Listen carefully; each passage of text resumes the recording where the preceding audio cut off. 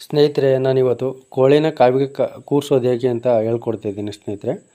ಇವೆಲ್ಲ ಆಲ್ರೆಡಿ ಕೂರಿಸಿದ್ದೇವೆ, ಒಂದು 15 ಡೇಸ್ ಆಗಿದೆ. ಬಟ್ ನಾನು ಕಾವಿಗೆ ಯಾವ ಥರ ಕೂರಿಸೋದು ಒರಿಜಿನಲ್ ನಾಟಿ ಕೋಳಿಗಳನ್ನ ಅನ್ನೋದನ್ನು ನಾನು ತೋರಿಸ್ತಾಯಿದ್ದೀನಿ ಸ್ನೇಹಿತರೆ. ಇವೆಲ್ಲ ಒಂದೇ ದಿವಸ ಕೂರಿಸಿರೋದು, ಒಂದೇ ದಿವಸ ಮರಿ ಹಾಕುತ್ತೆ. ಒಂದು ದಿವಸ 2 ದಿವಸದಲ್ಲಿ ಸ್ವಲ್ಪ ಲೇಟ್ ಆಗ್ಬೋದು, ಬಟ್ ಅದೆಲ್ಲ ಅಡ್ಜಸ್ಟ್ ಆಗುತ್ತೆ. ಒಂದೇ ದಿವಸ ಅದು ಕಾವಿಗೆ ಕೂರಿಸಿರ್ತಕ್ಕಂಥದ್ದು.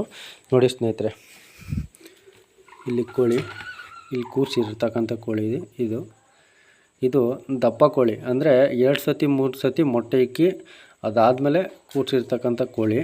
ಮತ್ತು ಮೊಟ್ಟೆಗಳ್ನೂ ಸಹ, ಇದರಲ್ಲಿ ಮೊಟ್ಟೆಗಳ್ನೂ ಸಹ ಸೈಜ್ ಮೊಟ್ಟೆಗಳ್ನ ಆಯ್ಕೆ ಮಾಡ್ಕೋಬೇಕಾಗುತ್ತೆ. ಮತ್ತು ಸೈಜ್ ಕೋಳಿಗಳ್ನು, ದಪ್ಪ ಕೋಳಿಗಳ್ನು ಆಯ್ಕೆ ಮಾಡ್ಕೋಬೇಕಾಗುತ್ತೆ.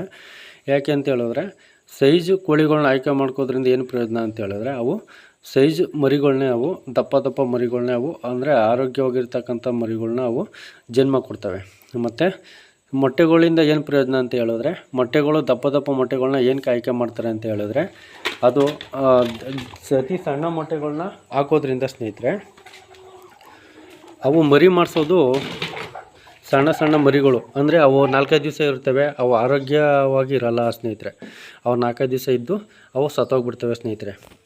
ಆದ್ರೆ ಅಂದರೆ ನ್ಯೂಟ್ರಿಷನ್, ಅದಕ್ಕೆ ಬೇಕಾದಂಥ ನ್ಯೂಟ್ರಿಷನ್ ಅದರಲ್ಲಿ ಸಿಗಲ್ಲ ಸ್ನೇಹಿತರೆ. ಅದರಿಂದ ಸೈಜ್ ಮೊಟ್ಟೆ ಅಂದರೆ ಮಿನಿಮಮ್ 40 ಗ್ರಾಮ್ಗಿಂತ ಕಡಿಮೆ ಇರಬಾರ್ದು. ಆ ಥರ ಮೊಟ್ಟೆಗಳನ್ನ ಆಯ್ಕೆ ಮಾಡಿಕೊಂಡು ನೀವು ಮರಿಗಳನ್ನ ಕೂರಿಸ್ಬೇಕು, ಇದು ಮೊಟ್ಟೆಗಳನ್ನ ಕೂರಿಸ್ಬೇಕು ಸ್ನೇಹಿತರೆ. ನೋಡಿ ಸ್ನೇಹಿತರೆ, ಇದು ಕೋಳಿ, ಇದು ಕಪ್ಪು ಕೋಳಿ. ಸುಮಾರು ಹೆಚ್ಚು ಕಡಿಮೆ ಒಂದು 2 ವರ್ಷ ಹತ್ತತ್ರ ಆಗಿರ್ಬೋದು. ಬಟ್ ಒಳ್ಳೆ ಮೊಟ್ಟೆಗಳ್ನ ಇಡುತ್ತೆ, ಆರೋಗ್ಯವಾಗಿರ್ತಕ್ಕಂಥ ಮೊಟ್ಟೆಗಳು, ಅಂದರೆ ದಪ್ಪ ಮೊಟ್ಟೆಗಳ್ನ ಇಡುತ್ತೆ.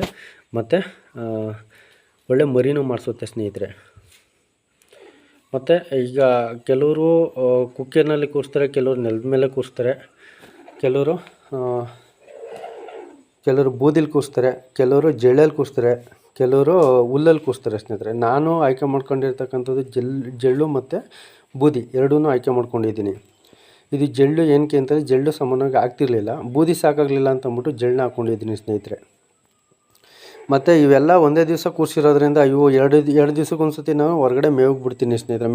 ಮೇಯ್ಕೊ ಬರಲಿ ಅಂತಂದ್ಬಿಟ್ಟು ಹೊರಗಡೆ ಬಿಡ್ತೀನಿ. ಅಲ್ಲಿ ಬಿಳಿ ಹಸಿರು ಮೇವುಗಳು ಮತ್ತು ಹಸಿರುದು ಸೊಪ್ಪು ಬರುತ್ತೆ ಸ್ನೇಹಿತರೆ. ಹಸಿರು ಸೊಪ್ಪು ಮತ್ತು ಭತ್ತ, ರಾಗಿ, ಜೋಳ ಎಲ್ಲ ರೆಡಿ ಇರುತ್ತೆ. ನೀರು ಎಲ್ಲ ರೆಡಿ ಇರುತ್ತೆ. ನೀರಿಗೆಲ್ಲ ಸ್ವಲ್ಪ ಔಷಧಿ ಹಾಕಿರ್ತೀನಿ, ಸ್ವಲ್ಪ ಆರೋಗ್ಯವಾಗಿರಲಿ ಅಂತಂದ್ಬಿಟ್ಟು.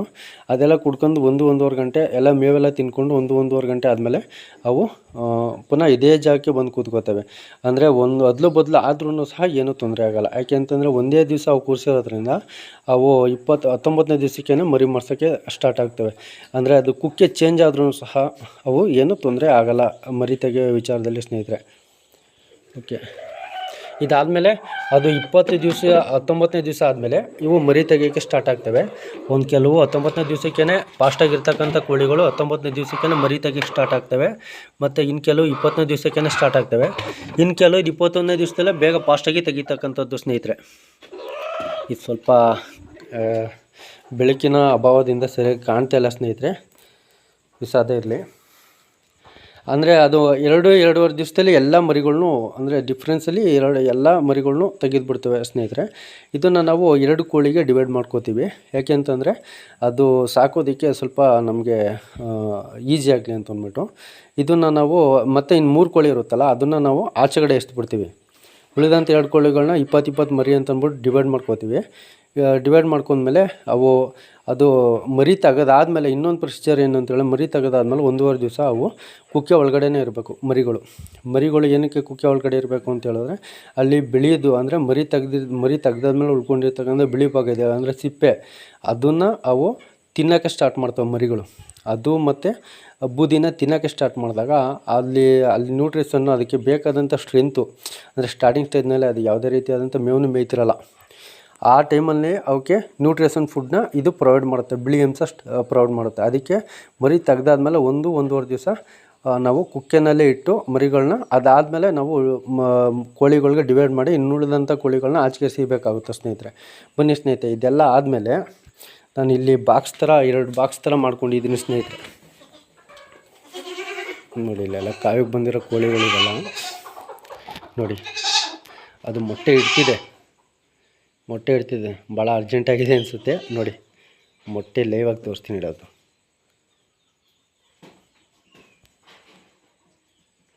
ಓಕೆ ಸ್ನೇಹಿತರೆ, ಸ್ವಲ್ಪ ಲೇಟ್ ಆಗ್ಬೋದು ಅನಿಸುತ್ತೆ. ಓಕೆ, ಇಲ್ಲಿ 2 ಬಾಕ್ಸನ್ನು ಮಾಡ್ಕೊಂಡಿದ್ದೀನಿ ಸ್ನೇಹಿತರೆ. ಇಲ್ಲಿ ಇದೊಂದು ಬಾಕ್ಸು ಬರುತ್ತೆ ನೋಡಿ, ಈ ಥರ ಮಾಡ್ಕೊಂಡಿದ್ದೀನಿ. ಮತ್ತು ಇದೊಂದು ಬಾಕ್ಸು,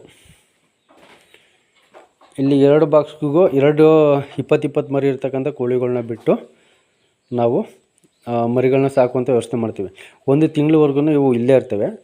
ಅದು ಮತ್ತು ನೆಕ್ಸ್ಟ್ ವಿಡಿಯೋದಲ್ಲಿ ಇದನ್ನು ಯಾವ ಥರ ಮೇಂಟೆನೆನ್ಸ್ ಮಾಡೋದು, ಏನೇನು ಫುಡ್ ಹಾಕ್ತೀವಿ, ಮತ್ತು ಮರಿಗಳು ಸಾಯದೇ ಇರೋ ಥರ ಯಾವ ಥರ ಕಾಪಾಡ್ಕೋಬೇಕು, ಕೋಳಿಗಳು ಯಾವ ಥರ ಕಾಪಾಡ್ಕೋತವೆ ಅನ್ನೋದನ್ನು ನಾನು ನೆಕ್ಸ್ಟ್ ವಿಡಿಯೋದಲ್ಲಿ ಹೇಳ್ತೀನಿ. ಓಕೆ ಸ್ನೇಹಿತರೆ, ಥ್ಯಾಂಕ್ ಯು, ಬಾಯ್.